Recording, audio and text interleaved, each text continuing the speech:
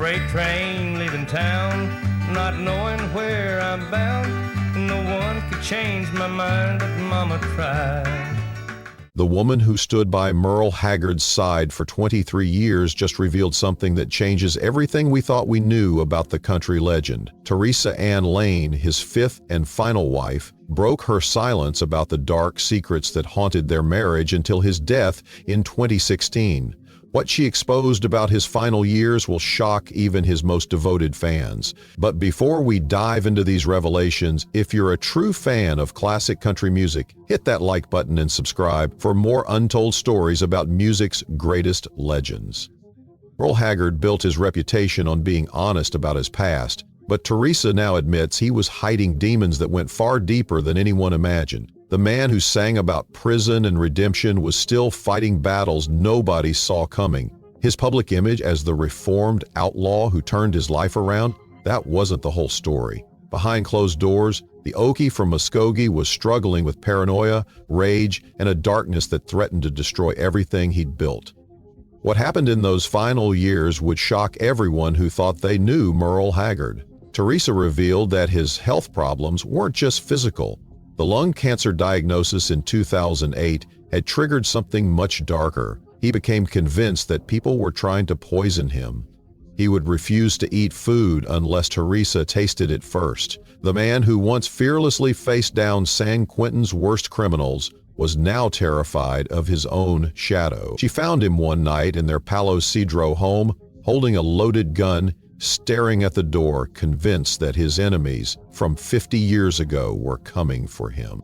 But the paranoia was just the beginning. Theresa exposed how Merle's drinking, which everyone thought he'd conquered decades earlier, had returned with a vengeance. After beating lung cancer, he celebrated by going on binges that would last for days. She would find empty bottles hidden throughout their tour bus, stuffed behind amplifiers, inside guitar cases, even buried in the yard of their California ranch. The man who wrote "The Bottle Let Me Down" was letting it destroy him all over again. During one particularly bad episode in 2014, he disappeared for 3 days. Theresa found him in a Bakersfield motel, barely conscious, surrounded by empty whiskey bottles, mumbling about his father who had died when Merle was just 9 years old. The shocking truth about his relationship with his children has also come to light. While Merle sang about family values and American traditions, he was estranged from most of his 6 children. His son Ben recently revealed that Merle hadn't spoken to him for the last 5 years of his life. The reason? A bitter dispute over money and control of his music catalog. Ben claims his father accused him of trying to steal his legacy, while Ben insists he was just trying to help manage the chaos. Daughter Kelly has gone even further, stating that Merle wrote her completely out of his will after she refused to sign a non-disclosure agreement about family secrets. What makes these revelations even more disturbing is what Theresa discovered after his death. Hidden in a locked storage unit in Redding, California, she found hundreds of unreleased recordings that Merle had made in secret during his final decade. But these weren't the polished country songs his fans loved. These were dark, rambling confessions set to music, songs about wanting to end it all, about the ghosts that haunted him, about the crimes he never admitted to. One track, simply labeled April 6th, which was his birthday, featured Merle singing, "I should have died in that prison cell, would have saved everyone from this hell." The financial secrets are equally shocking. Despite selling millions of albums and touring constantly, Theresa revealed that Merle died nearly broke. The IRS had been after him for decades over unpaid taxes from the 1970s. He owed over $3 million at the time of his death. But that wasn't the worst part. Theresa discovered that Merle had been secretly supporting multiple families that nobody knew about. There were monthly payments going to addresses in Oklahoma, Texas, and Nevada. When she investigated, she found 3 women claiming to have had children with Merle during his touring years in the 60s and 70s. But perhaps the most explosive revelation involves his time in San Quentin. Everyone knows the story of how Johnny Cash's performance at the prison inspired Merle to turn his life around. What Theresa revealed changes that narrative completely. She found letters Merle had written but never sent, confessing that he had done things in prison that haunted him forever. He wrote about a fellow inmate who didn't survive their encounter, though he never specified what happened. The guilt from this incident, Theresa believes, was the real demon that chased him his entire life. It wasn't redemption that drove his music, it was an attempt to atone for something unforgivable. The music industry's role in Merle's destruction has also been exposed. Theresa revealed that Capitol Records had been deliberately withholding royalties for decades, claiming mysterious, recoupable expenses that nobody could explain.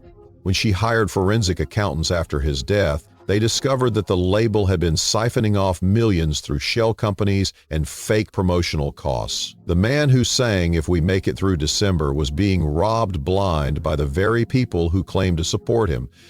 Even more disturbing are the revelations about his health struggles. While the public knew about his lung cancer, Theresa revealed that Merle had been diagnosed with early-stage dementia in 2013. The doctors told him he had maybe 2 good years left mentally. This explains the erratic behavior, the paranoia, the forgotten lyrics during his final performances. But Merle refused to stop touring, terrified that if people knew the truth, his legacy would be destroyed. He would write notes to himself before every show, reminders of where he was, what year it was, who was president. Theresa would find these crumpled papers after concerts, covered in his shaky handwriting, desperate attempts to hold on to reality. The truth about his famous song "Okie" from Muskogee has finally been revealed as well. Theresa found Merle's private journals where he admitted the song was originally written as satire, mocking the very people who would later embrace it as their anthem. He wrote, "The joke's on them, they're singing along to their own mockery." But when the song became his biggest hit, he couldn't admit the truth without destroying his career. This deception aided him for decades, forcing him to perform a lie night after night.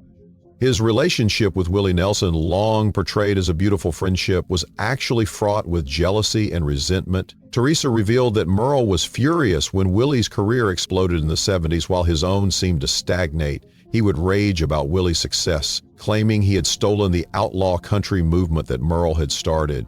There were years when they didn't speak at all, though they maintained the public facade of friendship for their fans. The estate battle following his death has exposed even more dark secrets.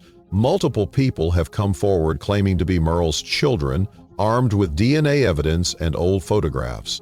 The estate, which was supposed to be worth millions, turned out to be a maze of debt and legal obligations. Theresa has been fighting off creditors, illegitimate heirs, and former band members, all claiming pieces of a pie that doesn't exist. Recently discovered recordings from a 1994 therapy session, which Theresa found in a safety deposit box, reveal Merle discussing childhood trauma that he never spoke about publicly. He described witnessing something horrific involving his mother after his father's death, something that shaped his view of women and relationships forever. The therapist's notes, also found in the box, suggest that Merle was suffering from severe PTSD, not just from prison, but from his childhood. The truth about his death itself has been questioned.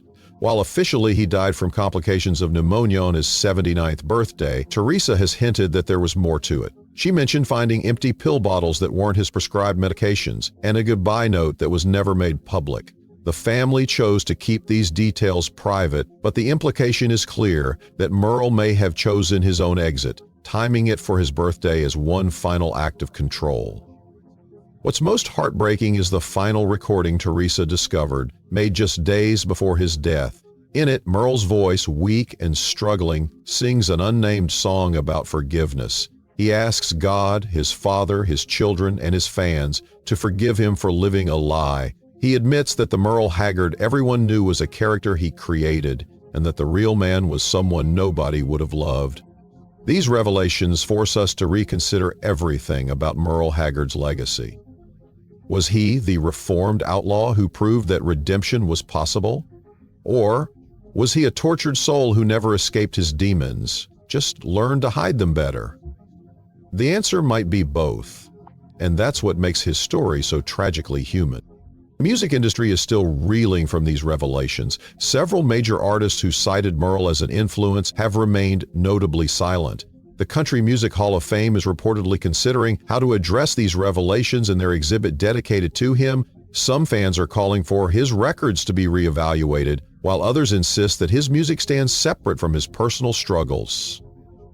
Theresa's decision to reveal these secrets wasn't made lightly. She's faced death threats from die-hard fans who accuse her of trying to destroy Merle's legacy for money. But she insists that the truth needed to come out, that Merle himself would have wanted honesty, even if it hurt. She's planning to release a full memoir next year, promising even more shocking revelations about the man behind the music. The impact of these revelations extends beyond just Merle's story.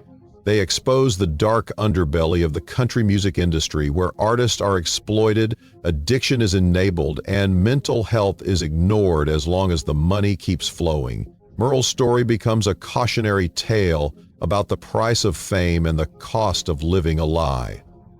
As we process these shocking truths about Merle Haggard, we're left with uncomfortable questions. Can we still enjoy Mama Tried knowing about the mother he resented? Can Sing Me Back Home move us the same way knowing about his prison secrets? The answer isn't simple, but perhaps that's the point. Merle Haggard was never simple, and neither is his legacy. If this video opened your eyes to the hidden truth about one of country music's greatest legends, make sure to subscribe and hit the notification bell. Comment below with your thoughts on these revelations. Do they change how you see Merle Haggard? Or does his music transcend his personal demons? The conversation about truth, art, and legacy continues, and your voice matters in it.